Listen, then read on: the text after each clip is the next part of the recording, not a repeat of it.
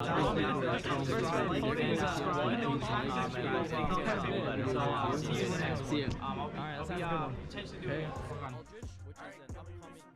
what's up guys, welcome to today's video. As you guys saw in like the last ultimate deck building video, which I'll link in the description box below, I asked you guys for your help to let me know what deck you want me to build and break and do really well with as much as possible.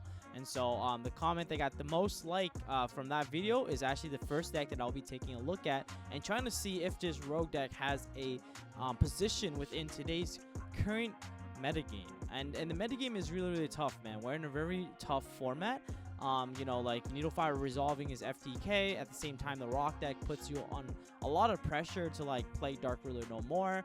So like you have to like I guess find the right balance between blowout cards as well as hand traps. But it's really tough since the top two decks in today's metagame, right? One like blowout cards works really well for like the rock deck, but unfortunately they don't do anything against the Elik deck because it's a VFD you in the standby phase. So but anyways, without further ado, man, we're gonna get right into like this pure NEKROZ deck profile. I'm really excited to show you guys this list. Many of you guys don't know, but I actually don't know how to play NEKROZ, but I took the time to like learn this deck, and I really enjoy this, man. I think NEKROZ is a very underrated deck. I think this deck can go second and break so many boards just through Unicorn. There were boards that like I think like Dragon Link were making with like Savage Appaloosa, Abomination, and then the Rocket Tracer, and then I just activated Kaleidoscope. He didn't get negated because he was afraid that I would follow up with like an evenly match, and then I just summoned Unicorn. I negated his whole field, like skill drained his whole field, and then I just won the game. Like after that I just started chushing him. I attacked over Appaloosa because it becomes 0 attack under Unicorn. Like I just broke the whole board, and it's all due to like one Unicorn. So like this deck can like break a lot of really crazy boards just from a spell resolving that lets you summon Unicorn. But I mean, without further ado, guys, I'll get right into the deck profile. Hey, what's up guys? So welcome to the deck profile now, and so I'll be walking you through my lists and my card choices. I know a lot of people have been playing like the Needle Fiber combo, and I think that's a really nice way to play the deck, but unfortunately I've noticed that when I was testing that variant, it was super like I guess bricky, but also because of the fact that it was super reliant on Needle Fiber resolving. And I think that like if you play a deck too focused on Needle Fiber, right, you have to play a lot of ways to play around hand traps, and I think that the water deck is best suited for that. I think the way you play NEKROZ is very different. Now I think you play it as more of a control deck, and the best way you can do that is you just kind of like Unicorn pass, which sounds really bad in theory, but a lot of decks like can't really out that. The Elik deck technically could just go like Elik Lord summon and send the Unicorn, but that's like totally fine too, to be honest, because you have a lot of ways to protect. Like Trishula can actually negate targeting on the Unicorn. You have Gungnir, which protects it from destruction. But I think this deck really excels at breaking boards going second. So that's why I really like this deck, because even if you lose the dice roll, you can break so many boards just from the cards itself. So we're gonna get right into the list. I start off with the Incantation Monsters. I think these incantations is what makes this deck plays around like 3, 4, 5 negates going second. Like I'm not even joking. Like all these incantation cards like just bait out hand traps like nothing else. So let me explain to you guys what these cards do if you guys are new to the deck, because for me, when I was learning this ritual deck, I had to like really understand the nuances and like the intricacies of this deck, and it was really tough. If you guys are interested in watching me play this deck live, come check out my Twitch at twitch.tv/pack_official_TCG. I'll be posting the link in the description box below and comment section. So and I'll be going live right after this video gets published. So I'll be showing you guys like live gameplay on Twitch, but I want to show you guys the deck profile first, just so you can like give it a test yourself, see if you can like learn it and like try to like learn it by yourself first. But Candle, what it does is it reveals a ritual spell in your hand, and then it summons itself and another incantation monster from your deck. So they all have the same effect where they do this, where they reveal a spell or they reveal a monster and they summon another one from their deck. So if you reveal Kendall, you can summon one of these three. And Talismandra lets you add a ritual monster. Plume lets you add back a ritual monster from the grave. Bookstone lets you add a spell from the grave. The thing is, if you reveal Kendall, you can't use the second effect later that turn because they're hard once per turn for one effect. Like you get to choose which one. So it's really, really bad to hard open Kendall or Talismandra because you want to usually summon those through Plume or Bookstone because then you get like the pluses. So the reason why I play Bookstone and Plume instead of like double Plume is because I like the Bookstone for the level. So Bookstone plus Kendall lets you use Inception, which lets you make Trishula. Bookstone plus Plume lets you make Velk with Inception. So I just like the flexibility that it had to let you make Trishula or I guess the Valkyries. But if you play double Plume, then you can go Plume plus Talismandra into Velk. But then Plume plus Candle, it's a 7, which the only level 7 is, I guess, Gungnir. But I guess you can summon anything lower because if you go above, that's totally fine. But I just like the fact that, like, Bookstone gives you an additional level, which raises your, like, level count to be able to, like, summon monsters off of Inception. But these cards are really insane. They help you play through a lot of negates, and they're like essentially like free +1s or +2 sometimes. So they're really, really insane. They lock you from the extra deck if they're on the field. That's their condition. But you can easily send them away and tribute them for free through Valkyries. And Valkyries is crazy because it basically lets you draw 2 cards, and you can just tribute the Incantation Monsters and get free pluses. The only 3 normal summon in the deck are the Manjus. I mean, there's not much to say about this. You want to abuse the normal summon mechanic, the inherent normal summon mechanic of Yu-Gi-Oh! And so Manju lets you access that mechanic and not put it to waste. Then you play the 1 shirt. I don't think you need more than 1 shirt. Technically, you have 2 with Rhoda. But the shirt is essentially just like a 1 for all. It's really nice when you can like use cycle for the shirt, and then you can collide it, and then you can like mirror the shirt after. So that's really, really strong. So shirt is just insane. It counts as the entire level for any NEKROZ ritual monster, but also when it becomes tributed by a card effect, including Velk. Velk can actually tribute the shirt in hand, and shirt will actually add you any warrior NEKROZ. So the targets for that are Brionic, Clausulus, and then Trishula. So there's a lot of combos where you can do where you can like use shirt as material for Unicorn. And then shirt will search you Trishula, and then you just go off and then make Trishula with mirror. So that's really, really strong as well. Then you play the 1 Ben 10. Ben 10 is really nice because it basically makes it so your Manjus are searchable. So what it does is when it's tributed, you can add any light fairy from your deck to your hand. So that's really, really powerful because you can just tribute this, summon Brionic, Ben 10 effect, get Manju, normal summon Manju, get another plus. So it's just like really, really nice for the utility. And it's a ritual monster, so it's really, really strong. You play 3 Brionic. This card searches any NEKROZ monster in your deck, so it's really powerful. 2 Colossus instead of 3. I play 2 just because you can search any spell in your deck. So that's really strong. Any NEKROZ spell. The 1 Gungnir. This card comes up a lot because it protects your core from getting destroyed by battle or card effect, and that's really relevant because then that means you don't have to Velk to end the battle phase. And also like just helps you out because like if they make like Coral Dragon or if they make Vermilion, I guess, or if they go Lightning Storm or they go Raigeki, Dark Hole, like it just protects the Unicorn. So it's really, really strong. They can't Vermilion and they can't Coral Dragon you actually under Unicorn because it just negates like effects. So it's really strong. But like you can also always just Gungnir the Unicorn, so it just can't be destroyed by battle. So it's like really, really insane. There's also like Trishula, of course. I like playing 1 Trishula. You can play 2. I had to cut it from 2 to 1 just to play 40 cards in the deck and fit 5 hand traps in, just because you need hand traps for the current meta game. Although I would play 2 if hand traps aren't necessary with this format. Like I didn't want to play hand traps at all in this list, right? But unfortunately, you have to play hand traps just because like in a world where Needle Fiber resolves, like you're probably losing the game if they make VFD, that's like the biggest problem. If they go Borload, Savage, and Herald, you can probably break the board. But if they go and you know, essentially summon VFD and they call water, it's really, really tough for us to play. Then you play triple Unicorn. It's really, really nice. This card lets you add back any of your resources, so it's really, really strong for recursion. Then you play double Valkyries. Valkyries is really, really nice. Ends the battle phase, as you know, but it also has really good synergy with like the incantation cards. Being able to tribute your incantation cards to plus a lot more. It's really, really strong.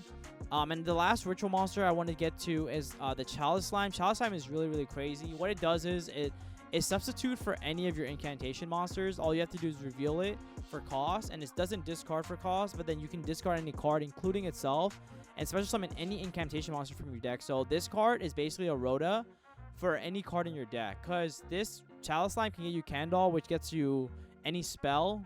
It can get you any monster, any ritual monster. It can add back you resources. So Chalice Slime is really crazy. You just play it at 2 because it is searchable off prep, and you like don't really need more than that. It's also searchable off Talismandra and Manju itself. So like while it's really, really insane, like I only would say play 2 of it just because it is searchable. Then you play the spell card that goes with the incantation engine. This card is insane.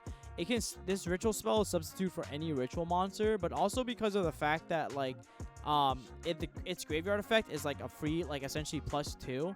So when it's in the graveyard, you can send any incantation card from the hand or field, right, to the graveyard. Special summon any incantation monster, and then you add this back from the grave to your hand.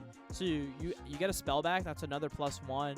You get a body on board. That's a +2, and then the body on board gets you a card. So that's a +3. So Inception by itself is literally a +3, as you saw. Like it's actually like it's just insane. You did lose 1 card on the field, but that 1 card on the field was an incantation monster usually. Already gave you another +1. So this deck is just generating a lot of pluses, which if you kind of think about it, this deck kind of play like pendulums, where what it does is like every card you play has to get negated. It baits out through so much interruption, and that's why it's really, really powerful, this format. I play 2 Cycle, 2 Kaleidoscope, and 1 Mirror. I think you play 2 Cycle because you can go Cycle on the shirt to bring back basically any NEKROZ card in your graveyard. And then the Scope is really insane because Scope on the core is like really powerful, but Scope on like Trishula plus Colossus is really strong. You know, Scope, because it can send from the extra deck to the graveyard, is really, really powerful. That's why you play at 2. It's not like interchangeable. Scope is also really powerful because it lets you summon more than 1 NEKROZ card at a time.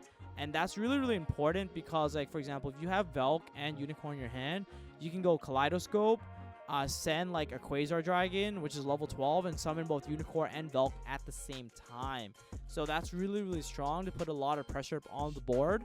But like I said, there's a lot of card combinations. Like, there's also, like, 3 and 9.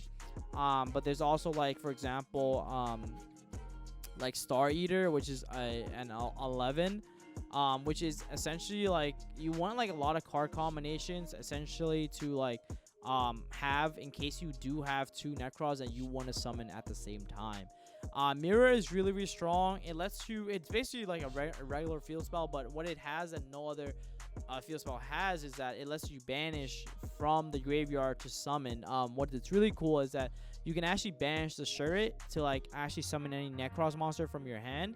So Mirror is like really strong because it banishes your resources, but and they all have great effects, by the way. All these like NEKROZ spells, ritual spells, where you can banish itself and any NEKROZ card in your graveyard, or I guess NEKROZ monster, to let you add any NEKROZ spell from your deck. So like all these cards being able to float in the graveyard is really, really powerful. Then you play 3 Prep. This card is a god card. It's like a not once per turn, you know, like search for your deck. So it's really, really insane. I mean, I think this card, I was actually looking to like buy the OG print of this card. I think it came out in SOVR. I don't actually know what that stands for. I just remember the ticker. Sorry guys, it's kind of weird that way. But this card is really, really cool. It's just so insane. I mean, like, I don't even think cards in 2009 or 2010 when that set came out even had hard once per turn clauses yet. So yeah, Prep is insane. You play Rhoda because it substitutes for Clausulus or Shurret, so it's really strong. Then you for the hand trap, you play through Nibiru Veiler. I like this lineup over Ash because Nibiru Veiler has good synergy. Like if you draw them together, Nibiru just destroys the Elec deck, and it puts a card on their field, which lets you essentially trish them. And then Veiler is just like an overall like decent hand trap this format. So that's like why I decided to play these hand trap of choice. Then I guess we'll go into like the extra deck, because the extra deck kind of like complements the main deck really well. Play 2 Intas. Intas is really good. You send it to the graveyard through Kaleidoscope, pop a card on the field, bait out a lot of interruption. Intas is what you want to like usually send when you're playing against like back row decks. You send Intas, pop a back row, and like keep playing. You play the 3 Herald. Herald is just insane. Not much to say about this. You want this card in your extra deck. Sending it lets you search anything in your deck, so it's just crazy. You play Leo. It's essentially a 10. You just want to have a 10 for like Bryonic Unicorn. Those are like the card combination. You have a 12. Like I said, 12 is for like the Valkyris Unicorn or like the Clausulus, plus the Trishula. You also have the 12 for like the Gungnir. I think there's no 5. I'm sorry, yeah. And then you have the Star Eater. The Star Eater is a 11. The 11 is for when you summon Velk and Colossalus. Then you play the Dweller, Exoton, the Baguska, and the NATO, and that's just because you get a free level 4 from Manju, and sometimes you overlay the Unicorn plus the Manju into like a Tornado Dragon against like trap decks. The Baguska is really, really insane. This card is like FTK against like rock decks, so if you can just like turbo out Baguska, sometimes that's really powerful. There's just utility rank 4 that you would want. The only other card I would consider putting in this, which is a lot slower, but it's real, like I guess I would put it in like the honorable mention, is Daigusto Emerald. Being to shuffle back your resources is really powerful, so that's a card you want to consider as well. And then for like our blowout link cards, you want to play BLS. BLS is really crazy. It just can't be outed. That's why it's really powerful. And then Neptus, the Sacred Flame, man. This card is really, really insane. Neptus, if you guys don't know, it's basically 2+ monsters, including 1 ritual monster. So what it does is, essentially, if you use 3 ritual monsters to make this card, it gains these effects. So the first effect is it can't be destroyed by battle. The second effect is it can't be destroyed by card effects, and it gains 1200 attack, which is basically a BLS. But the third effect is what makes it like crazy. The third effect is it cannot be targeted. So it can't be targeted, can't be destroyed, it can't be destroyed by battle, and it's at 4800. So like you can't even out it with an access code talker, because you can't beat over it. So that's why like this card is just like literally insane. Like you have to like somehow non-target banish this card, or like you have to like the Gears or send it. So this card is like really, really powerful, and a lot of decks in like the current metagame actually can out a Neptus. So this card is really, really insane. And then for the side deck, I think this is a side deck that you want to like essentially play in today's metagame. So you have like right here like the Phantasme and the Ash. That's essentially for like the combo, needle fiber dot decks. You have the Dark Ruler No More with Phantasme, which is essentially for the rock deck. So Phantasme and Dark Ruler, like higher chances to see your Dark Ruler. So that's really, really powerful, because once you Dark Ruler them, you kind of win with Trishula, because if you Trish them, which means that you can Trish their block dragon, you just kind of like win the game, to be honest. You break their board, you Trish them, unless they top deck another block, they just can't play, and then you just kind of win them in the grind game with Dark Ruler. Then you play for the trap decks, you play 6. You play double Lightning Storm, evenly matched, and then reboot. That's just like play around like the trap decks. You have to respect those decks. Like Geist is gonna be increasingly popular, but I just don't think this deck really had a hard time against like the Geist deck that bad, or like against trap deck that badly. Like for example, this deck can like play around there can only be won pretty easily. Like Unicorn is a spellcaster, this is a warrior. So like I think it doesn't really, it's kind of fine. Like this is a fairy, so it plays around there can only really well. It also plays around I think it's called Gozen Match really well, because they're all water. So this deck doesn't really lose to like floodgates. It loses to like spell floodgates. So it loses to like anti-spell, it loses to IO. It loses to like those type of cards, but no one's really playing anti-spell or IO in today's meta game, just because like IO isn't as impactful this format. Like they might side it for sure, but yeah, it's just like it's okay right now, I would say. But that's pretty much it, guys, for like the deck list. I wanted to show you guys like a more pure variant of NEKROZ that I think can be used in today's competitive play. If you guys want to see like gameplay involving this deck, definitely come check out my Twitch, like I said, at twitch.tv/pack_official_tcg. Also, like, yeah, let me know in the comment section below if you want to see the needle fiber version of this deck, and or if you want to see the pure NEKROZ go second version of this deck, which is also something that I have built as well. Like I said, this is like the deck building challenge that I put for myself. I saw that, you know, the video from you know, the ultimate deck building challenge, making rogue deck competitive, that NEKROZ had the most likes. You know, it had over like I think 45-50 likes on one of the comments for NEKROZ. And I figured I'd take a look at this deck. Rituals is definitely a deck that I was always really interested in, but I never really took the time to learn. And so I'm really excited to have you guys join me on this journey, you know, to like play NEKROZ and, you know, make it a competitive, viable meta deck, or like I guess a competitive, viable rogue contender in today's meta game is a better way to phrase that, for sure. But anyways, guys, thank you so much for tuning in into this, you know, deck profile. If you are interested, like I said, you know, in more gameplay video, let me know. But give this list a spin. Let me know what your thoughts are, and what changes you would make to this list. Like I said, this is a community effort, and we're gonna turn NEKROZ, you know, into like a really serious like contender for the meta game. So the other 4 decks that I will be working on pretty soon, they're essentially the other top 5 comments from that video. So you guys can go check, if you guys go check out that video and just check the top comments or like the comments of the deck that you want to see, just let me know, guys. I'm really excited to be, you know, testing, building, and I'm playing rogue decks, because I think you know, these archetypes just don't get enough love sometimes, and I honestly think they're super fun. The meta is super stale right now, and for me, being able to learn NEKROZ in order to play NEKROZ is really enjoyable. If you guys are interested in more of like the process of how I got to like building this deck, let me know. There's a lot of tips and tricks that I did to like really get like the lists I have together. Shout out to like Nesh, shout out to Hani. They're like people that, you know, I talked to like when I was like theorizing this deck together. But also I also want to shout out like all the YouTubers out there that like put content out. Essentially, I will just tell you guys like the secret. One of the best ways to get into the deck building process is to for a deck like NEKROZ is actually to watch 2015 NEKROZ. You know, I actually went back and watched a match between you know, Billy Breaks and I think Scott Page, actually, from House of Champs. I watched their gameplay, and from that I learned how to play the mirror. Like, so I think it's really important to like understand past formats, right, and then see what we can take away from those past formats and see if it still has relevance in today's you know, meta game. Like when I watched the mirror, I saw that like they were playing Shared Ride, which is a card I never even thought of when playing the NEKROZ mirror if this deck becomes super popular. But it was really fun, you know, to like, you know, get into this deck building process and to learn more about NEKROZ and its history. With, as you know, I think one of the most feared decks of the metagame way in the past. So yeah, guys, thank you so much again for tuning in, and I'll see you guys in the next one.